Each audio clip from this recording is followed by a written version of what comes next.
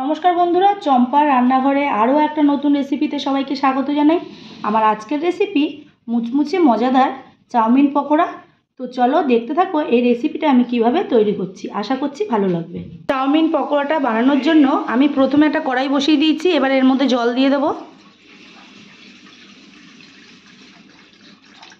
জলটা একটু গরম হয়ে গেছে। এবারে দেখো আমি এর মধ্যে চাউমিনগুলো আমি দিয়ে দেব। চাউমিনগুলো আমি হাত দিয়ে একটু ছোট ছোট টুকরো করে দিয়েছি। এবারে চাউমিনটা একটু সেদ্ধ করে নেব।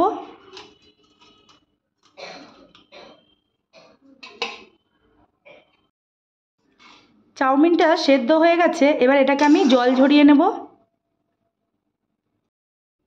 চাউমিনটা আমি ঝুড়ির মধ্যে জল ঝরিয়ে নিয়েছি। এবার এটাকে আমি ঠান্ডা করে নেব।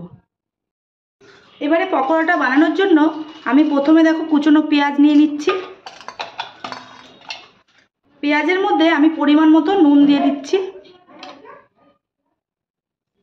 এবারে পেঁয়াজ আর নুনটা খুব ভালোভাবে মেখে নেব। এতে কি হবে, পেঁয়াজটা অনেক নরম হয়ে যাবে। পেঁয়াজ আর নুনটা খুব ভালোভাবে মেখে নিয়েছি। এবারে এর মধ্যে আমি একটা ডিম দিয়ে দেব।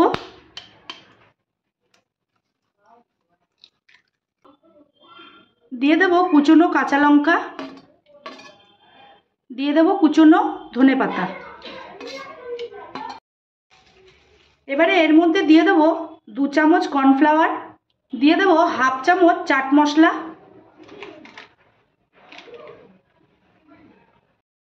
দিয়ে দেব স্বাদ মতো চিনি,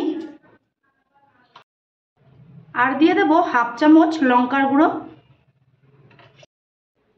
দিয়ে দেব সেদ্ধ করে রাখা চাউমিন,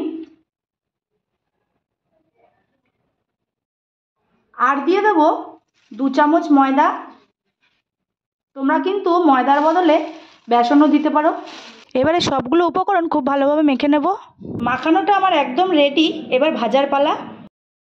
পকোড়াটা ভাজার জন্য আমি কড়াইয়ে আগের থেকে তেল দিয়ে দিয়েছিলাম, আর তেলটা খুব ভালোভাবে গরম হয়ে গেছে। এবারে পকোড়াগুলো আমি দিয়ে দেবো। এই দেখো হাতে নিয়ে এরকম শেপ করে দিয়ে দিতে হবে। 4টে পকোড়া আমি কড়াইতে দিয়ে দিয়েছি। এবারে এগুলোকে আমি উল্টে দেব। এই দেখো খুব সুন্দর মুচমুচে হয় কিন্তু এই পকোড়াটা খেতে। পকোড়াগুলো আমার ভাজা হয়ে গেছে। এবার আমি তুলে নেব। বাদবাকি পকোড়াগুলো আমি এইভাবেই ভেজে নেব। তৈরি হয়ে গেল মুচমুচে মজাদার চাউমিন পকোড়া।